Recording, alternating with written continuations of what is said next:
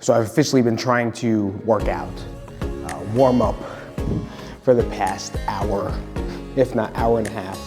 And after my morning walk, my little cold therapy session, I just keep saying go.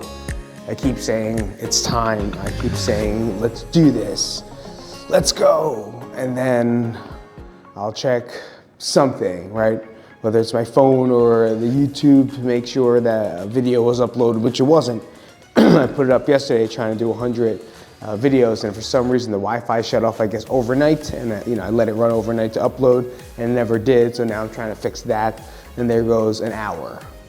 Right, now I'm sitting here, literally, in the studio garage trying to figure out how to start. So it's not you, right? It's not next person. The other person isn't better than you. The other person has to have more willpower than you. Although statistically, they say most of your willpower, scientists say this, right? If I find a clip, I'll put it up. Scientists say that your brain power and your willpower and your willingness to do something is much higher in the morning than it is at nighttime, which is why I really do believe that, and I really do enjoy getting everything done in the morning versus trying to get it done at night. Whenever I try to do things at night, if you're part of this channel, you know I completely fail every time. But with that failure comes guilt, disgust, and self-hate. Right now, those are three things that I have to work on to make sure I do not feel that. And the one way that's the easiest is to reassure that I'm going to do the workout and the work that I need to do in the morning. But even more so is to not hate myself for the rest of the day, which we can easily do, right? If you're a personality type like myself, I like to check off boxes off the list type person. And if it doesn't work, I can be a little self-deprecating, if you want to say that, right? A little too much on myself. But that's something I still do and have to work on, is how to really let go of this self-hate and this anger. It's not hard for me to get angry. It's pretty fast. I could do it in a second, right? I could have road rage in a second. I could picture destroying people in a second and ramp myself up and not want to act on it, which I'm not going to, right? But I can pretty much hype myself up the entire time. What I can do or have trouble doing is, hey, Pete, I love you. You know, you are a great person. I can't even say it. So I have to practice it. I have to keep going for it. I have to keep doing it. And with that said, I'm just going to talk still. But look, I have a workout. Like, if you think that I'm just make up workouts and I just do, no, this is my friend's plan, right? This is my friend's, his name's Smitty. It's ageless athlete, because I'm over 40, if you guys didn't know that. I'm over 40, I'm 46. Why am I saying over 40? I'm trying to relate to you, everyone, right? And I'm 46 years old, and I just know what I used to do doesn't work. So he developed a program, which is great for people like me or even you if you're one of those persons. So while I'm talking, I'm just gonna go into this. So I do split adductors, rockers, and okay, so split is pretty much here. I'm gonna take one leg, so I'm just warming up. Sit back and then come through. If you wanna join, you can. If not, so this split act, but I have to really, when you get started, it's easier. And then you will be proud of yourself. You will move into other feelings rather than guilt, disgust, hate, feeling bad, remorse. I don't know if you get that deep into it, but exercise and working out has been a huge part of my life. Really developed and it carved who I am today. And it has changed my life. If you didn't know, I was a fat kid. I was fat, overweight, made fun of. So I was that kid that just didn't enjoy being that way anymore. And for me, exercising, working out, and also doing the right and wrong things has shaped me to understanding what is right, what is wrong, how to overcome, how to do things like that. So that was that. We have rockers, we have pigeon, stretch reformer. I don't have that, so adductor rocks. So I'm just gonna come here, I'm just going to split out, all right? I'm just gonna sit back and forward, bank, That's it. Looks weird, but that's it. It's gonna move right into the next one, which is tactical frog. So this is a frog rock. Making sure you guys breathe as we get into it. Feels good. Oh my goodness, that didn't look good though.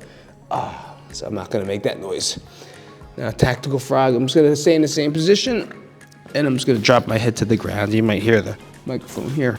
And I'm gonna stay here for 10 seconds.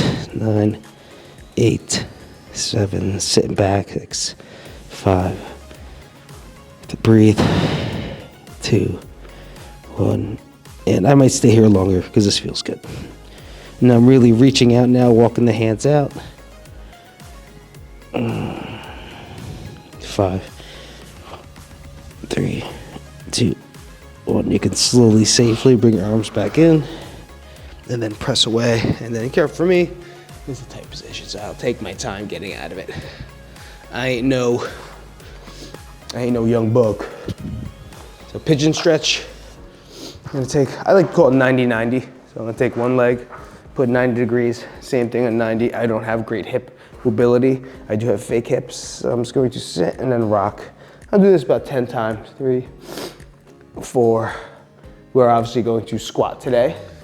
6, 7, 8. Notice that 90 degrees, holding nice and tight, and I'm breathing, right? I'm counting. You can breathe. Don't get constipated, you know, like really. Yeah, it feels good. That was like 13. So I'll switch to the other side. So if you want to see the front leg. So a lot of people do this, right? We'll go pigeon stretch here. That hurts my knee, right? I have torn meniscus. Yeah, I'm not getting surgery, calm down. That's because I don't want to. It's not that bad. Well, it is, but it's not detrimental to my movement. So I'd like to go 90-90. This is where I actually have a fake hip. So if you notice, my knee doesn't even go down much. It's limited to its ranges, so I have to be careful with that. And then this one is a 90 degree too. I'm not staying it tight, keeping it 90. If you don't know basic geometry, the 90 is a corner of a square, just in case you didn't know that. So here, same thing. This one that's a little more tighter. 3 in different areas. 4. If you have any questions about hip surgery, please let me know. Why you did it. When do you know it's time to? How old were you? So many different, I lost count. 7, we'll go with 7. 8, 9, 10, I did 13 on the other side, so we'll go 13. 11, 12, and 13.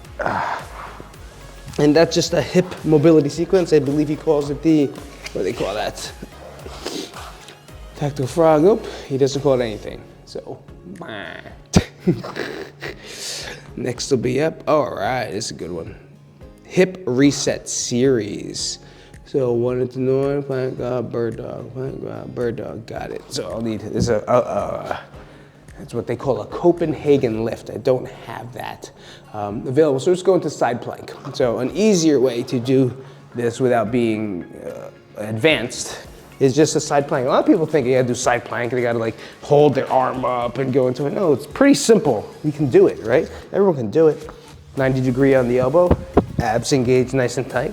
I'm not gonna lift up to my feet. I do this all the time with our clients. All I'm gonna do is squeeze my knees together and then hip forward and squeeze my butt.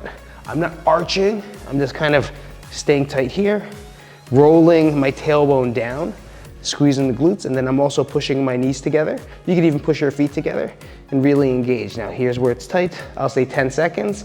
And now what I'm going to do is I'm going to push into the mat and then push my knee up and try to hold here for 10 seconds. 9, 8, 7. If you can't do it, bring it right back down. That's a 6. I'm trying to really engage though. 4, 3, 2, and time. 1. Switch other side. So if you noticed, I did not have to, do this whole mystical act where I'm like floating in the air. I just kind of thought and I engaged and I made sure I was in positions that made me strong, right? I don't want to go in too many positions that make me weak. I want to build positions that are strong in order to increase range of motion and increase strength. So take it little by little, take your time, especially if you're new. So this might be yours right now. Perfect. If this is hard enough, stay there. Right? You're doing a great job. You're gonna feel it in your side obliques. You're gonna feel it in your side obliques, in your core, if you want to say, right? So here up top, elbow nice and tight, shoulder stack, boom, knees, I'm squeezing, right? I'm squeezing glutes, squeezing these tailbones in, abs are nice and tight. I'm not arching like I'm looking up. I'm crunching my abs nice and tight, trying to keep this engaged here. Now I'm going to knee lift up, pushing this knee down. I'm not just lifting it up and holding it. I'm driving this knee down, which is activating the glute, and it's gonna activate this glute that might be sleeping, right? Glute need, 4, 5, 6, 7, 8, 9, 10. And now you self-reflect, right? I have one more movement to do, which is a goblet squat, eccentric, prying last rep. What's that mean? Slow, eccentric goblet squat, prying last rep. Okay, I got you. So again, a lot of terms on here that you may not know, but I always bring it to layman's terms, a lot more simpler. But when I was here, I want to assess, right? What did I feel? Where was I going with it? So when I was on the left side, on that hip reset or the side plank, I felt the engagement, right? It went pretty fast. Felt the glute, felt the core, felt the hip, felt the side, felt the obliques, felt the shoulder. On the right side, felt the shoulder, really didn't feel the hip. Took a minute, right? I really didn't feel this outside, which means this might be a little more dysfunctional on this side. So I really have to work hard on focusing and getting that connection. We could always just do movement, right? We could always just do movement. It's very simple to just be like push-ups, right? I'm sure everyone does it. I do too. Like, let me just get 100 done. But we're not in it. So when we're warming up, and the importance of warming up is you want to connect your body. You want to get into this moment, right? Because now, if I just went through motion, I might not know that this leg just doesn't feel right, or this glute didn't feel right, and now I'm gonna go squat, and I might be in trouble, right? Or I might be using more my left side than my right side. So maybe I'll spend another set here. I'm gonna leave this one alone just to get an extra rep because I might want to wake this up more. So really get fully engaged in what you're doing and understand the mind and body connection and the importance of knowing your brain's connection to your entire body. Because if we just neglect it and we just go through the motion, which I've done many, many times. You ever just just step outside? I walked, I'm gonna go start jogging. You know what I mean? We do it. That's fine. And we survived it. But there's gonna be the point where the knee's gonna buckle, your back's gonna hurt, your hip's gonna hurt, because we didn't do the proper things we needed to do in order to have a successful workout. So I'm gonna go back to this side, re-engage and see if I can feel it more than that one. So again, stacking up top, hips are gonna come over, I'm going to squeeze my glutes, abs nice and tight, boom. Now I'm here. See, I can't get it going. So I'm gonna focus more of my thought into this right downside glute and squeeze, and there it is. Good. Now I have that. Oh, I forgot about this. Let me stay tight. Now I got these all connected. Let's keep it, and I'm gonna bring this up. There we go. 4, 5, 6, 7, 8, 9, and 10, and down. And that was it. Because I actually focused on that one. I got that one going. So the last one is going to be goblet squat. My head's gonna get cut off. So last one. So we got medicine ball prying, goblet squat. Use an object, whether it's a dumbbell, a book bag, doesn't matter, a box of cereal, who cares? Just grab it up top, whatever you got, Sometimes even just pretending, it'll help. All I'm gonna do is go down 10 seconds. So feet shoulder width, sitting on back, sitting on down, trying to count 10 seconds. So now that was 1, now I'm gonna add a pry to it, which means I'm gonna go down 2, 3, 4, 5, 6, 7, 8, 9, 10. Holding it out, stay in there. Give you a different view, sit, 2. Again, still engaging everything that we worked out, trying to figure out what's tight. Like my calves are tight in this depth of the squat. My core feels fired up, but now maybe I want to do a couple rolling on those calves because I did jog yesterday. 6, 7, 8, 2. Last one. 2, 3, 4, 5, 6, 7, 8, 9, 10. And I believe that was 5 reps. I think so. So we'll be good. So I'm gonna get started on this workout.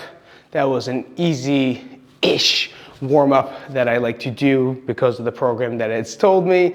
And like I said, as a professional, I can sit here and make up my own workouts all day long, but sometimes it's just easier to not have to think and kind of wipe that part out. You know, we only have enough mental real estate every single day. And by the time the day is over, there's not much thinking left, right? So we will try to make up our own workout, or we'll try to do something at the end of the night, but we really don't have a plan. And getting into that, understanding how much real estate you can take away by having a plan and having something prepared for you is very, very easy. So find a friend, ask someone, go on the internet, find someone you like, and then get that program going. And if you need any help, just let me know. All right, I'll see you guys later. I'm gonna go work out.